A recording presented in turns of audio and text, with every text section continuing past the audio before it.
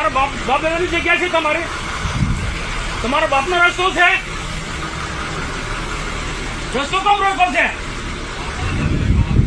अरे main point की बात करें तो गुजरात में जो आदिवासी कई सालों से जमीन खेड़ रहे हैं, वो जमीन आदिवासियों से छीनाई जा रही है। और सागबारा में आदिवासियों के पास जो जमीन है, उस जमीन में अब जो वन कर्मी है वो पेड़ लगाने जा रहे थे और सरकार ने भी वो आदेश दिया है। और मनसुख वसावा को यह लग रहा है कि मैं जो आदिवासियों को साथ देने की जगह सरकार को साथ दूंगा तो मैं भी हार जाऊंगा। मनसुख वसावा को यह भी पता चल चुका है कि अब सरकार का बुरा वक्त शुरू हो गया है और मुझे अपनी सीट बचानी है। इसलिए मनसुख वसावा ने खुद आदिवासियों की तरफेण ले ली है और सरकार से दूरी बनाना शुरू कर दिया है।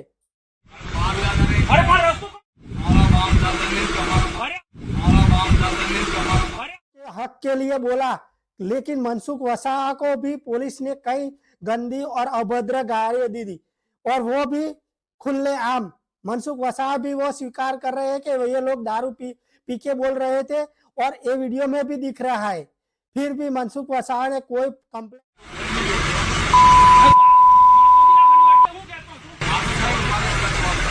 गार्ड कौन बोले तू? गार्ड कौन बोले तू? अब गार्ड कौन बोले मासामी?